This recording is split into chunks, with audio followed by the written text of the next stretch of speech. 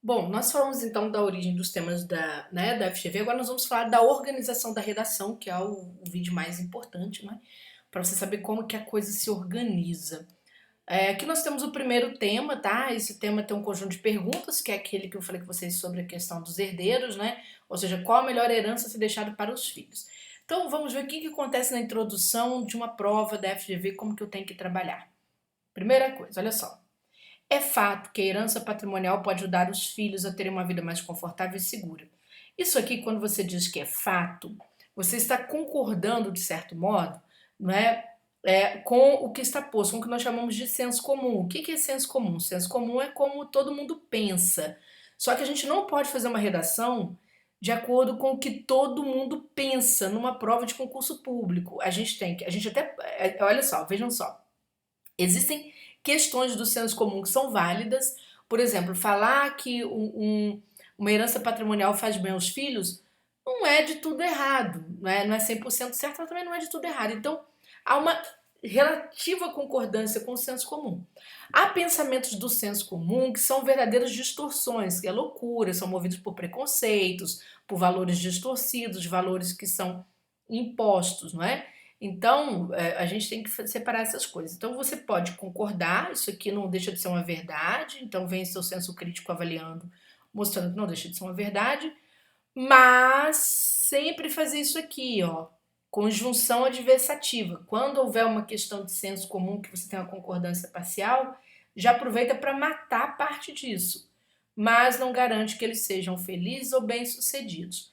Quando você coloca esse mas, esse contudo, todavia, no entanto, entretanto, ou seja, você cria uma adversativa, né? Você traz para o jogo adversativa, você está preparando o terreno para trazer o teu senso crítico. Ou seja, olha, é fato que a herança patrimonial pode ajudar os filhos a ter uma vida melhor, mas não quer dizer que que eles vão ser felizes ou bem-sucedidos, tá? Então, pronto, você está preparando o terreno. E aí você precisa explicar por que que isso aqui não acontece. Olha só, tá vendo a coerência? O que que é coerência? Quando eu digo uma coisa, eu preciso justificar aquilo de forma assemelhada àquilo que eu afirmei, ao que eu afirmei. Né? Então aqui vem, ó. Ó, a certeza de que haverá uma herança pode até mesmo causar problemas. E aí você citando alguns problemas como conflitos familiares, dependência financeira ou falta de motivação para que os futuros herdeiros construam sua própria carreira e ou patrimônio. Quer dizer, você mostrando o outro lado disso. Porque isso é importante, gente. Quando a gente está num debate e a dissertação ela tem essa proximidade com o debate, ela não é um debate, mas ela tem essa proximidade, a gente tem que ter o bom artifício do debate. Não é? Alguém nos joga uma questão, a herança patrimonial é importante para os filhos. Você não precisa falar não de cara. Isso é muito radicalismo. É isso que nós chamamos de radicalismo em redação. Quando você dá um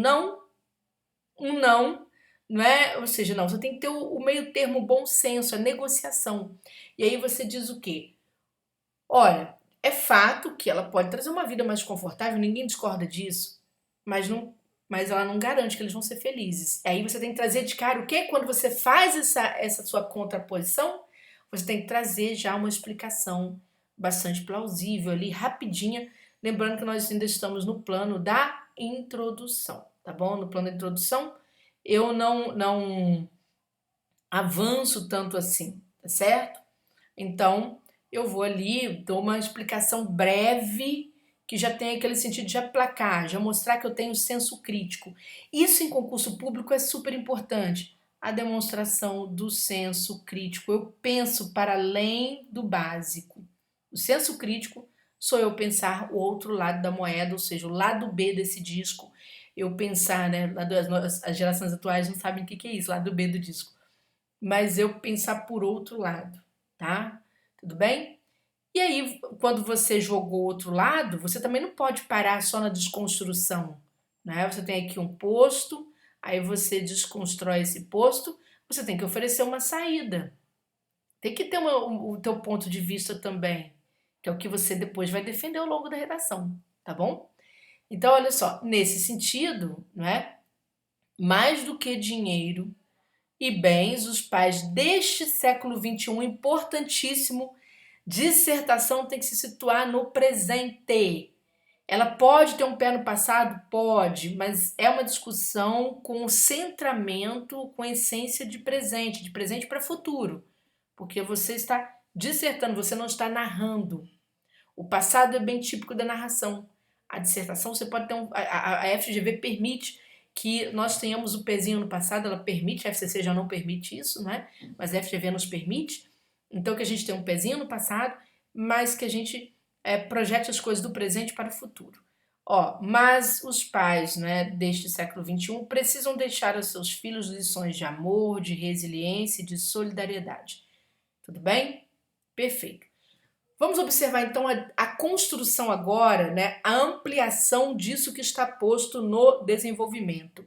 Você trouxe o que está posto, que é o senso comum, você trouxe a desconstrução desse senso comum, mostrando o outro lado, e você propôs uma saída, porque o que você está fazendo é respondendo às perguntas que a FGV fez na introdução, tá? Perdão, fez na proposta, e você já deu a resposta objetiva. Pessoa que faz isso aqui tem chance de passar em concurso? Claro que tem, é uma das primeiras notas mais altas de concurso público, quando eu entrego o quê? Objetividade e precisão, tá bom? Vamos para o desenvolvimento, né? Então vamos lá, ó. Seguindo, né? O que nós temos aqui? Observando o passado das famílias, a questão da herança patrimonial era uma certeza de legado para as que detinham, para as que a detinham, né? Muito bem. Uma vez que toda a ordem familiar era construída em torno da figura do pai, o provedor financeiro. Ponto. Segundo Eunice Ribeiro Duran, né? Deve ser isso, ou Duran? Deve ser Duran. Do Núcleo de Pesquisas Políticas da USP, com construções afetivas escassas em jogo, o que sobrava há poucos anos para os filhos eram as economias, os negócios e os bens. Passado. Hoje, no entanto, giro, com mudanças na configuração das famílias, o que as tem tornado mais plurais, o legado financeiro é apenas parte do que uma família pode deixar para os seus filhos. Maravilhosa este desenvolvimento. Por que é maravilhoso? Vou explicar para vocês. Ele espelha a estrutura, o paralelismo da introdução. Vocês se lembram que da introdução, se a gente fizer aqui, eu falo para vocês, não é difícil quando a gente tem a informação acertada, não é? Então vamos lá? Se vocês olharem bem para essa introdução, o que acontece com ela? Ela trata principalmente de uma questão ligada a você concordar, sim. Você concorda, olha, o patrimônio, sim, ele é interessante para os filhos, vai dar uma vida mais confortável. E aí, quando você veio para o desenvolvimento, você resolveu explicar a origem disso. Qual a origem disso? É que no passado, a questão da herança patrimonial era certeza que as famílias tinham para continuidade. Então havia uma visão muito econômica. As pessoas se casavam por uma visão econômica. A mulher ia procurar o seu melhor provedor, porque ela não podia trabalhar. E as famílias iam querer bons provedores para suas filhas, né? Para as famílias de suas filhas, certo? A mulher não podia trabalhar, era uma imposição masculina, né? Às vezes o homem fala que ele não tem que pagar uma conta, que ele tem que dividir, mas tem que lembrar que o mundo era muito masculino, não é? Havia essa ideia de que o homem mandava na casa e toda essa questão. Então nós temos aqui uma pesquisadora de um núcleo de políticas públicas. Isso aqui, claro, gente, isso é estudado, tá? No curso de redação a gente ataca esses conceitos e os principais teóricos. Então nós temos aqui o Eunice Duran, né, do núcleo da USP. USP aqui está só na forma de sigla, porque a FGV não é tão chata, tá? Se eu estivesse fazendo outra prova com outra banca, eu teria que colocar a universidade, né? Por exemplo, do estado de São Paulo, vamos supor, aqui a USP. E teria que colocar a sigla entre parênteses. Mas a FGV, ela entende, a sigla é muito banal, então sem problema nenhum. Então, segundo esta autora, né, o que acontecia no passado? As construções afetivas em família, elas eram muito escassas. Não havia aquele amor de pai, havia medo do pai, não é? Havia um respeito por aquela figura que se sentava à mesa e se colocava de uma forma imponente, fossem as famílias que fossem, não é? Famílias ricas ou famílias pobres. E todo mundo na família trabalhava para construir o patrimônio, para ter a casa própria, né, para ter alguma coisa, para deixar para alguém, para ter um pedaço de terra, tá certo? Então havia essas questões. O que sobrava, né, há poucos anos, porque isso é muito recente, né, gente? Esse tipo de família perdurou até os anos 90, ainda tem esse resquício, mas ela foi muito forte nos momentos mais débeis da economia brasileira, principalmente, né? No caso do Brasil. Então, o que sobrava há pouco tempo para os filhos eram as economias, os negócios e os bens. Porque o que você tinha era respeito por aquela figura paterna, ou medo dela, né? Negócios e bens. Eram raras as famílias cuja relação dos filhos com o pai era uma relação muito afetiva. Raras as famílias. Né? O afeto não era uma coisa assim, era até vergonhoso demonstrar afeto, e para esse pai também havia uma certa ideia de fraqueza na demonstração de afeto. E aí veja, olha só, que isso aqui é explicando a primeira parte. A parte com que você concorda, olha, o patrimônio é importante, sim, e qual a explicação para isso? Está no passado, na nossa raiz, sim. Mas lembra que teve um mas que apareceu ali em cima, fazendo a desconstrução e preparando para a chegada do novo, para a solução? É esse, no entanto, que está aqui embaixo, né? Que vocês viram aqui, ó. Hoje, hoje é o presente. Eu disserto para o presente. Eu posso pegar o passado para justificar o ponto de vista alheio. Eu posso pegar o passado para justificar o ponto de vista do senso comum. Isso eu posso fazer, certo?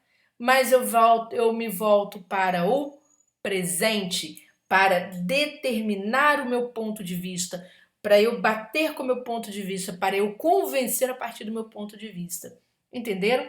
Então, quando vocês vêm para o presente, vocês têm que vir com o que é de vocês, com o que nós chamamos de senso crítico. Então, atenção. Hoje, no entanto, com mudanças na configuração das famílias, quer dizer, as famílias são iguais às do passado? Não. O que as tem tornado mais plurais, essas famílias são variadas, elas são plurais. O legado financeiro é apenas parte do que uma família deve deixar para seus filhos, ou melhor dizendo, pode deixar para seus filhos, certo? Joia. Bom, como você preparou aqui o finalzinho do discurso para entrada, ingresso no teu discurso no presente, você preparou, o que, que vai acontecer com esse parágrafo aqui? Ele vai trabalhar essa questão desse novo legado a partir dessa nova configuração de famílias, né? Já que você falou que é plural, tá bom? Então você vai pegar aqui a informação que você tem aqui, qualquer informação do finalzinho para criar coesão, tá? Ó, a gente cria costurinha a partir do final. Então, eu vou costurar com o que eu acabei de falar para eu seguir. Lembrando que aqui tem que entrar assunto novo. Você não pode falar mais do mesmo, senão a gente tem o quê? A famosa tautologia. Eu não saio do lugar, eu cometo circularidade, eu atrapalho a progressão da redação, o que para a FGV é um crime.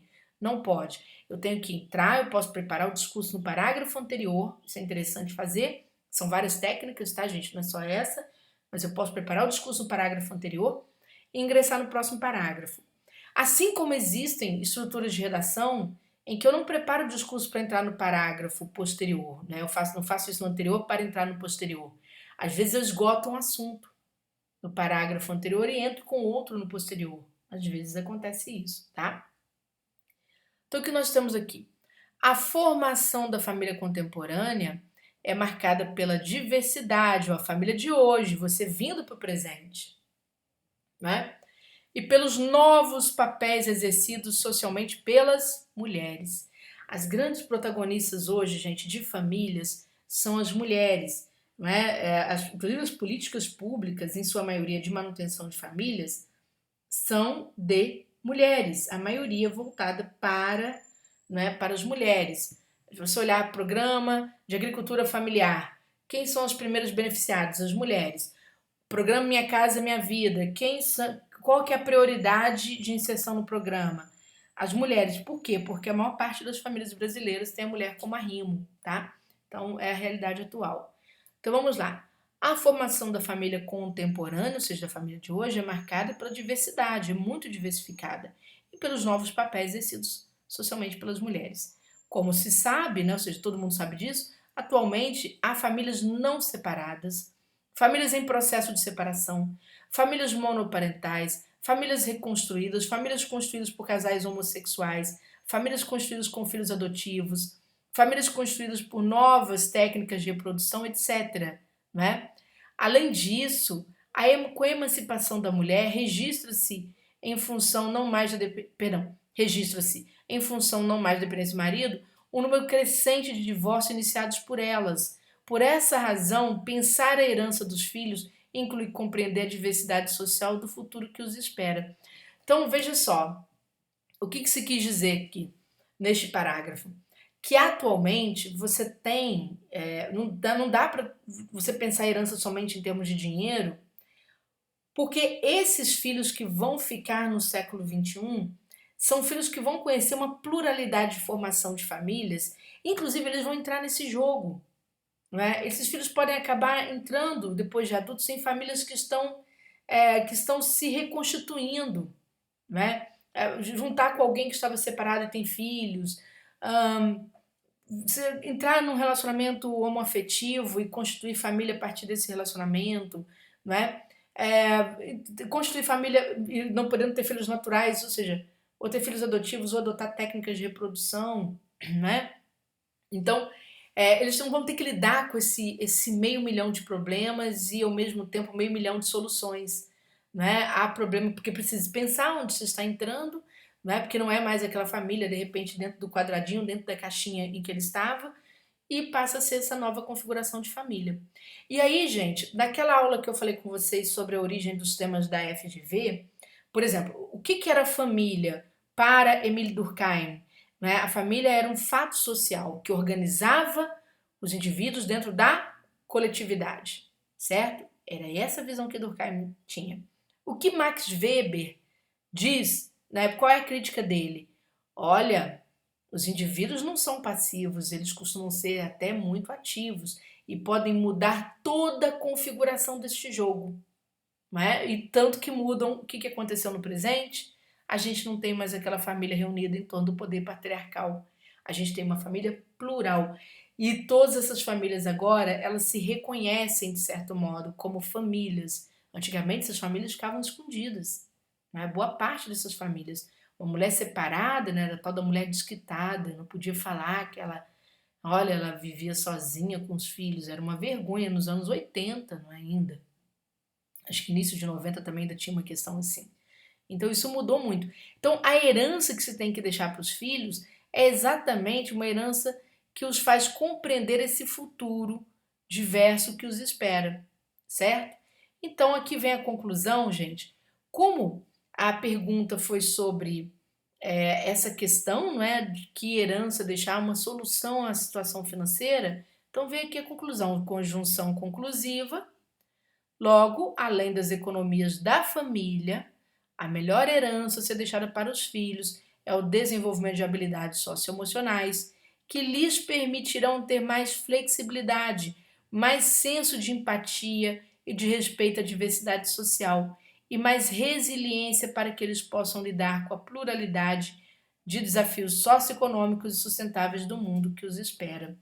Então, quer dizer, esses filhos têm que ter flexibilidade para enxergar o mundo, porque o mundo não é dentro do quadradinho da família, não é? Eles irão entrar em relações afetivas que não podem lhes parecer estranhas, porque são naturais, são normais, estão aí, e eles precisam compreender essas dinâmicas. E a compreensão dessas dinâmicas passa pelo quê? Pelo amor, pela empatia, pela resiliência, capacidade de superar, de segurar o desafio, né, de resistir diante desses desafios. Inclusive, no seio da pluralidade, você tem desafios socioeconômicos muito profundos, não é? Sempre tem.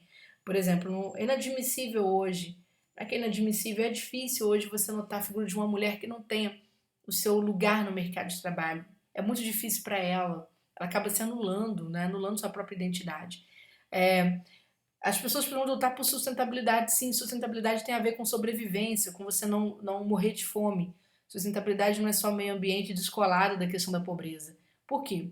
Porque você tem questões ambientais que estão totalmente associadas à pobreza, né? Onde há muita desertificação, falta de água ou abundância de água, acabando com a safra, acabando com a lavoura, você tem empobrecimento dessas regiões. E aí essas pessoas precisam estar preparadas para viver esse mundo que vai desafiá-las a todo momento, tá bom? Então, gente, essa é a redação da FGV. É você partir daquela ideia do fato social do Emile Durkheim, entender como que isso era pensado no passado e depois pensar como que individualmente no presente, porque o século XXI é um século do indivíduo. Ele tem que pensar por ele para que ele possa se sentir inserido no coletivo, porque senão ele vira o monstro do quarto. O que é o monstro do quarto? Esse filho que a gente cria, deixa dentro do quarto no celular, não é? Quem é ele? A gente não sabe. A gente não sabe o que vai sair lá de dentro. Com quem ele vai formar a família? Nós não sabemos nem se ele quer. A maioria nem de casa sai, né? Então, o monstrinho do quarto tá aí. Por isso que às vezes acontecem coisas que as pessoas ficam assim, meu Deus, mas eu não esperava. Sim, ele não está integrado. O século XXI faz isso. Ele cria produtos que vão isolando as pessoas, né? Veja, celular é um produto de individuação da pessoa mesmo. Vai individualizar essa pessoa no lugar dela, né? O próprio notebook, ele vai individualizar o trabalho da pessoa. Antigamente você tinha um computador da casa, né? Hoje você tem o notebook da pessoa, você tem o celular dela, você tem produtos que são só para ela, não é? Os canais de TV oferecem mil coisas para a família, porque a família não assiste tudo junto, a criança vê o desenho dela, o adolescente vê o programa de que ele gosta, a mãe vai ver outra coisa, o pai vai ver outra coisa. Então, essas questões foram sendo diversificadas, os produtos foram sendo criados para tornar as pessoas cada vez mais indivíduo, menos coletivo. Mas a gente não vive num mundo só de indivíduo, a gente vive num mundo também de coletivo. Então, esse indivíduo tem que ser preparado para que ele possa ser inserido na sociedade. A gente nem diz reinserido, não é? Porque ele não foi retirado. Ele estava fora dela e precisa ser inserido, ele precisa entender que ele faz parte de um todo. Tá bom? Então é isso, povo. Vamos seguindo para mais uma redação aqui no curso. E a dica da redação da FGV é essa linha evolutiva, tá? Que é importante a banca notar que vocês conseguem construir essa linha evolutiva quando o tema lhes permite esse tipo de construção. Perfeito?